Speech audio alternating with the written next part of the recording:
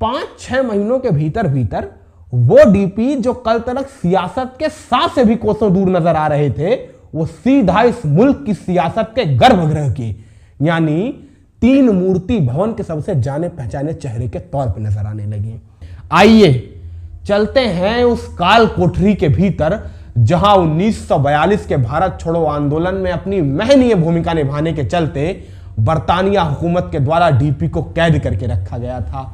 यूं तो कारावास में आम कैदियों की ही तरह डीपी को भी कठोर यातनाएं भोगनी पड़ती थी, मगर आपको यकीन नहीं होगा जानकर कि डीपी ने कारावास में कैद रहने के दौरान एक समूचा महाकाव्य रच डाला था।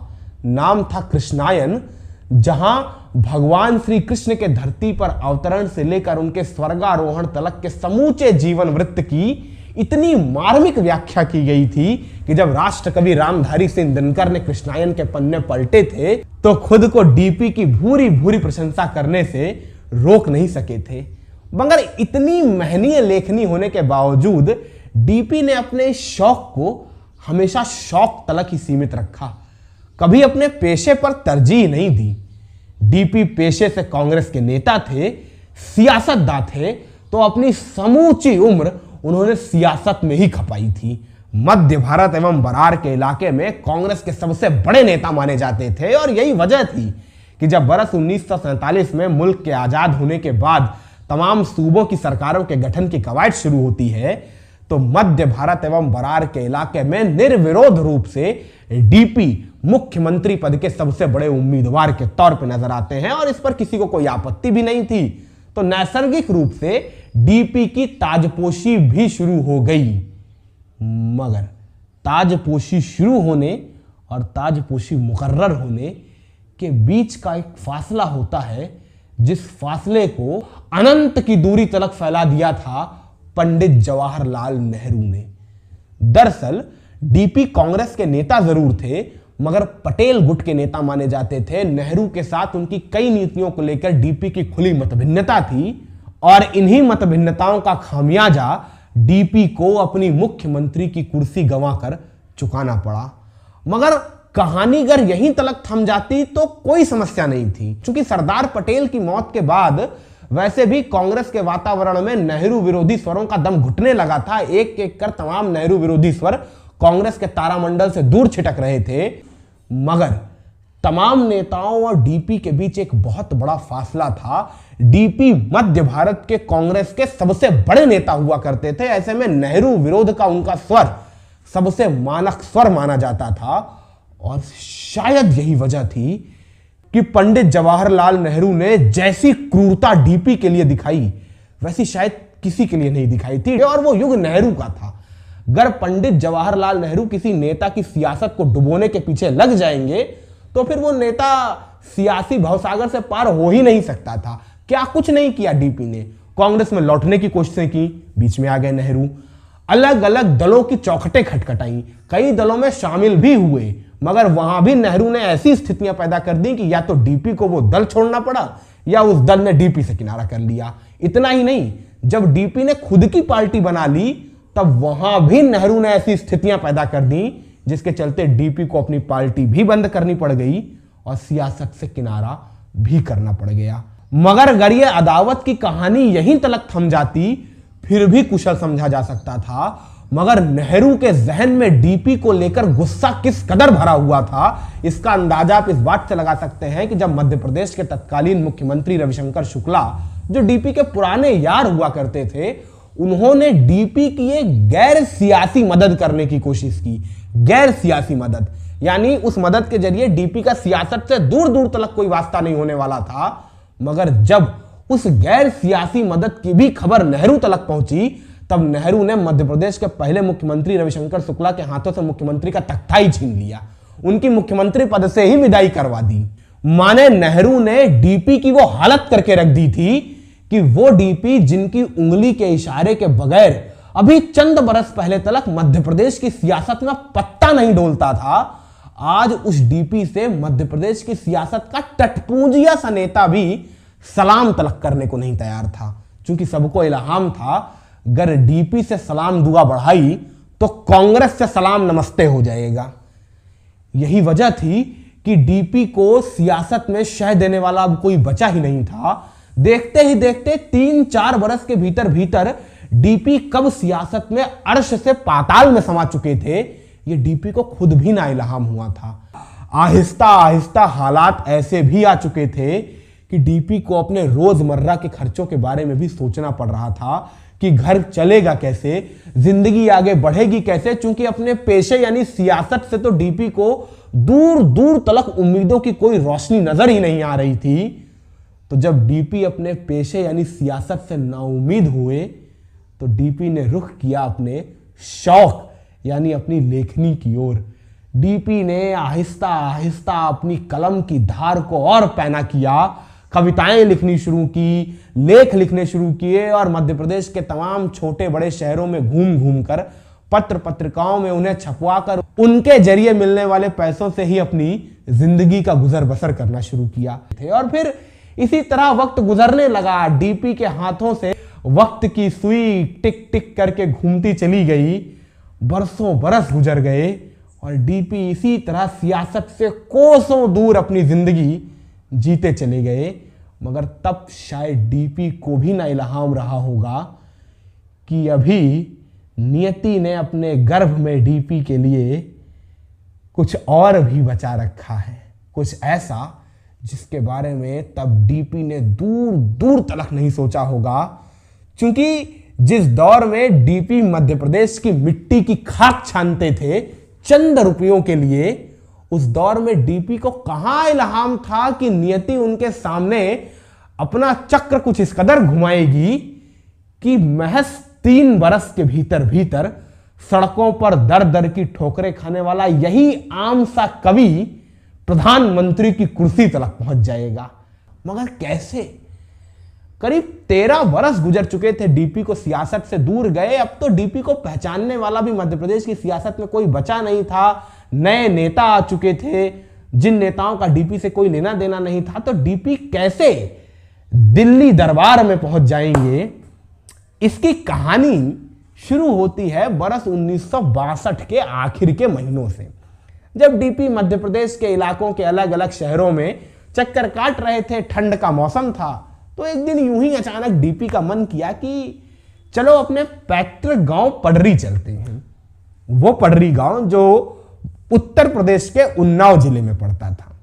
तो डीपी जब अपने गांव जाने के लिए उन्नाव शहर पहुंचे तो डीपी को याद आया उनके एक पुराने सखा हुआ करते थे, उमाशंकर दीक्षित। कांग्रेस के नेता हुआ करते थे तब, जिनका कद डीपी से बहुत छोटा था, मगर डीपी के साथ उनकी छंती बहुत थी। तो डीपी को लगा अब उन्नाव आए हैं तो चलो दीक्षित साहब से भी मिलते चलें। डीपी उमाशंकर दीक्षित के घर पहुंचे तो घर के ठाट बाट देखकर तो डीपी को यकीन ही नहीं हुआ कि ये वही उमाशंकर हैं जो तब कांग्रेस के छोटे से नेता हुआ करते थे। आखिर इतने बरस में ऐसा क्या बदल गया उमाशंकर के साथ कि उमाशंकर के ऐसे ठाट बाट आ गए। डीपी अंदर गए, उमाशंकर से मुलाकात हुई। बात ही बात में डीपी को इल्हाम हुआ कि इतने बरस में डीपी तो अर्श से फर्श पे आ चुके हैं, मगर उमाशंकर तो कांग्रेस के तहखाने से निकलकर कांग्रेस के आसमान में चमक रहे हैं। वो उमाशंकर जो कल तलक उत्तर प्रदेश कांग्रेस के भी छोटे नेताओं में गिने जाते थे, वो उमाशंकर अब नेहरू की किचन कैबिनेट में स्थान पाते थे। जाहिर सी बात है डीपी को इस बाबत हैरत हुई। तब जाके बात ही बात में डीपी को इल्हाम हुआ कि असल में उमाशंकर दीक्षित की इंदिरा गांधी के साथ बनने लगी थी। अब वो रिश्ता फिरोज गांधी की वजह से जुड़ा या वजूहात कुछ भी रही हो, मगर उमाशंकर दीक्षित इंदिरा गांधी के बेहद करीबी नेताओं में से गिने जाते थे। और इंदिरा तो नेहरू के गर्भगृह की स्वामिनी थी। तो अगर इंदिरा के करीबी हो गए आप तो नेहरू की किचन कैबिनेट में तो स्थान पाएंगे ही पाएंगे। यही वजह थी कि उमाशंकर दीक्षित उन दिनों लुटियंस के सबसे जाने पहचाने नेताओं में से एक गिने जाते थे। और अगर आपको ये उमाशंकर दीक्षित नाम का नाम थोड़ा सा अजनबी अजनबी सा लग रहा हो तो आपकी जान पहचान आसान करने के लिए आपको उमाशंकर दीक्षित जी का एक परिचय दिए देता हूं। शीला दीक्षित जी याद है, दिल्ली वाली मुख्यमंत्री जो 15 साल तक थी, वो शीला दीक्षित इन्हीं उमाशंकर दीक्षित की बहू थी।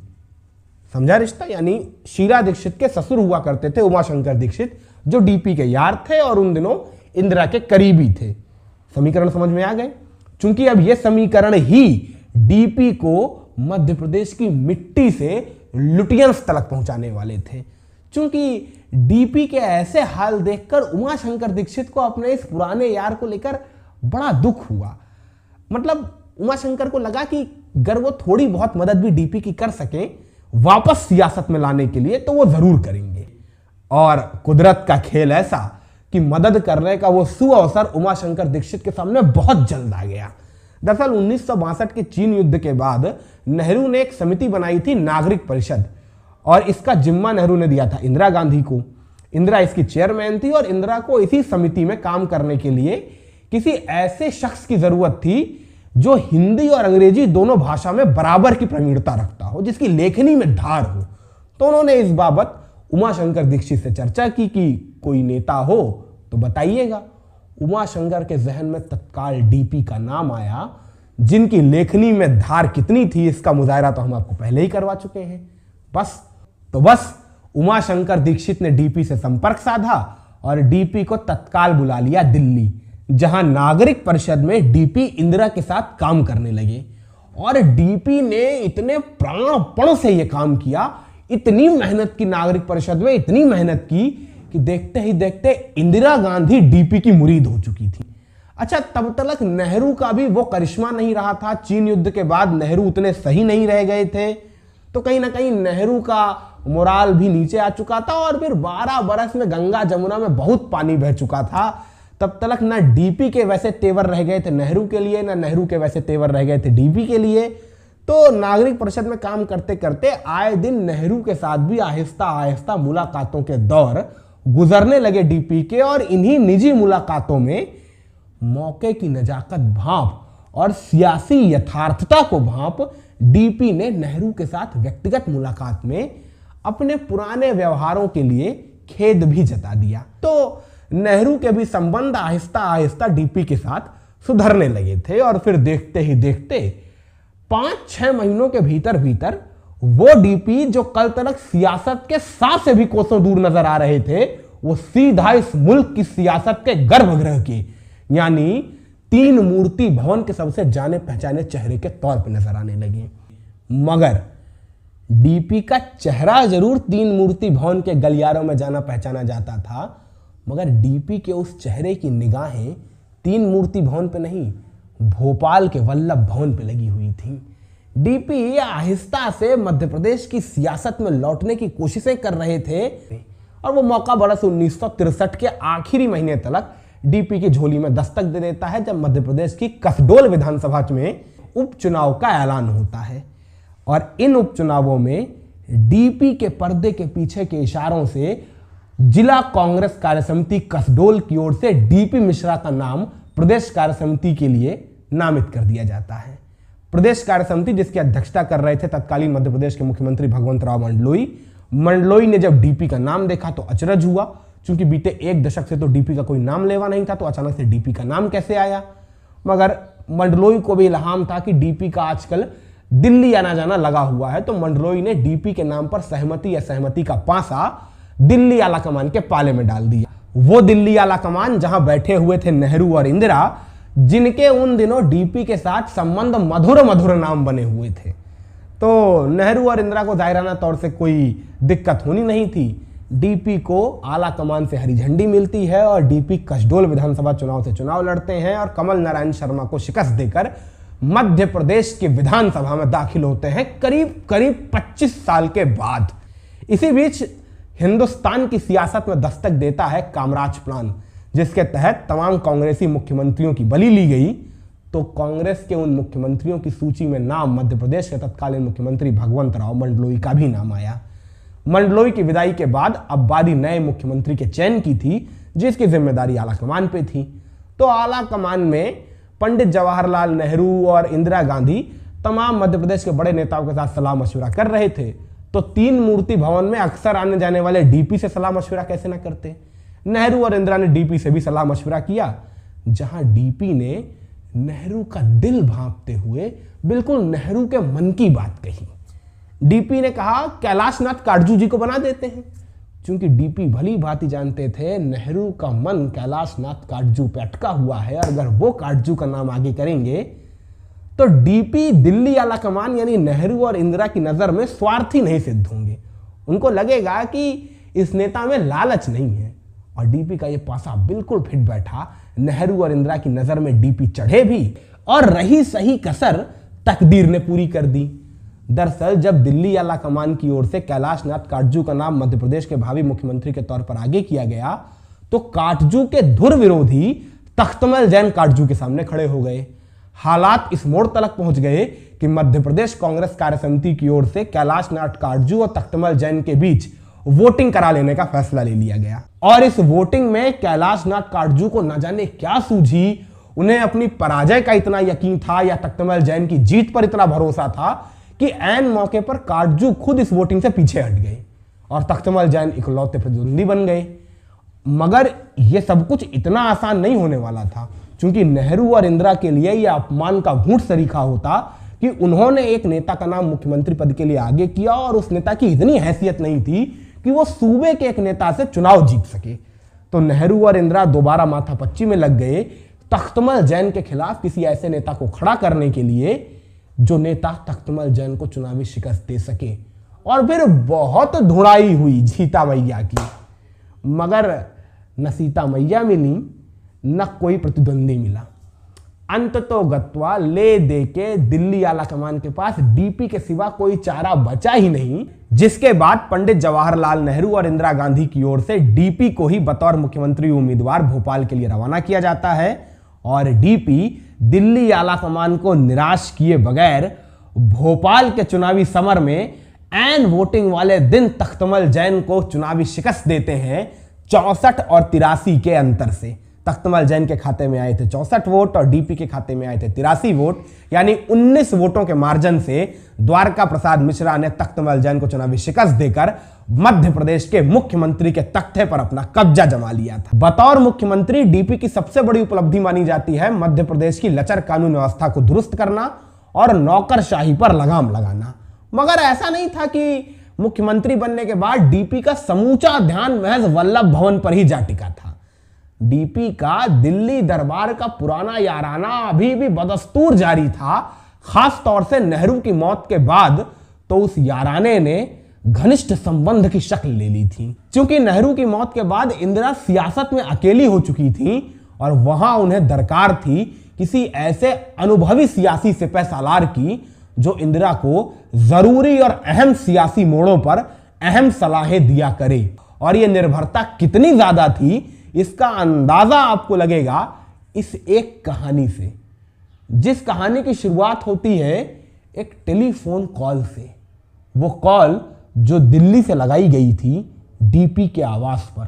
तारीख थी 11 जनवरी बरस 1966, सुबह तड़के 5 बजे। मुख्यमंत्री द्वारका प्रसाद मिश्रा के आवास पर लगा टेलीफोन घनघनाता है। डीपी फौरन उठकर टेलीफोन उठाने जाते हैं। लाइन के उस पार से इंदिरा ने महज 4 लफ्ज कहे, DP Shastri is dead, reach Delhi as soon as possible. DP Indira का अंदेशा समझ चुके थे, क्योंकि शास्त्री की मौत होने के बाद दिल्ली दरबार के भीतर नेतृत्व को लेकर संघर्ष शुरू हो चुका था और इस संघर्ष में इंदिरा को जरूरत थी किसी अनुभवी सियासी सिपहसालार की जो इंदिरा को जरूरी और अहम सलाहें दे सके। और यकीन मानिए द्वारका प्रसाद मिश्रा ने उस दौर में इंदिरा को ऐसी सलाहें दी जो सलाहें अगर इंदिरा को ना मिलती तो शायद हिंदुस्तान की सियासत आज किसी और कोने पर पड़ी होती। आज हम और आप इंदिरा को प्रधानमंत्री के तौर पर याद ही ना कर रहे होते। ये डीपी ही थे जिन्होंने इंदिरा को सलाह दी थी कि आप प्रधानमंत्री पद की उम्मीदवारी मत जताइएगा, किसी से भी ऐसी इच्छा तलक ना प्रकट करिएगा कि आपको प्रधानमंत्री बनना भी है, क्योंकि हिंदुस्तान की जनता ऐसे नेता को प्रधानमंत्री की कुर्सी पर बैठते कतई नहीं देखना चाहती है जो कुर्सी पर बैठने के लिए लालायित नजर आए। सो पहले खामोश रहिए, धीरज रखिए, मोरारजी को अधीर होने दीजिए। इंदिरा ने डीपी की इसी सलाह पर अमल किया और चंद घड़ियों के भीतर ही मोरारजी अधीर हो उठे, प्रधानमंत्री पद के लिए दावेदारी जता बैठे और मोरारजी का प्रधानमंत्री पद के लिए दावेदारी जताना इंदिरा के लिए वरदान साबित हो गया और इंदिरा को प्रधानमंत्री की कुर्सी नसीब हो गई। मगर डीपी का योगदान अगर आप इतना ही समझ रहे हो तो आपकी जानकारी के लिए बता दूं, डीपी ने इंदिरा के लिए इससे बहुत ज्यादा किया। ये डीपी ही थे जिन्होंने ब्रिटियंस के दरबार में बैठकर 8 सूबों के मुख्यमंत्रियों को इंदिरा गांधी के नाम पर राजी किया था ताकि ये 8 मुख्यमंत्री इंदिरा को प्रधानमंत्री बनाने का अनुमोदन दे सकें। ये डीपी ही थे जिन्होंने मोरारजी और इंदिरा के बीच शक्ति समझौता कराया था कि किस नेता के पास कौन कौन सी शक्तियां रहेंगी। थांबा, अब जरा 2 घड़ी ठहर जाइए और पीछे पलट कर देखिए। याद करिए, यही डीपी थे जो अभी महज 3 बरस पहले मध्य प्रदेश के छोटे बड़े शहरों में अपनी कविता और अपना लेख छपवाने के लिए दर दर की ठोकरें खा रहे थे। और महज 3 बरस के भीतर यही डीपी आज दिल्ली दरबार में बैठकर देश के प्रधानमंत्री का फैसला करवा रहे थे। यही हिंदुस्तान की सियासत है और यही है सियासत का करिश्मा। यकीनन डीपी की समूची जिंदगी की कहानी अभी यहां समाप्त नहीं होती है। डीपी की जिंदगी का एक बेहद दिलचस्प हिस्सा अभी बाकी है, मगर वो कहानी कभी किसी और दिन।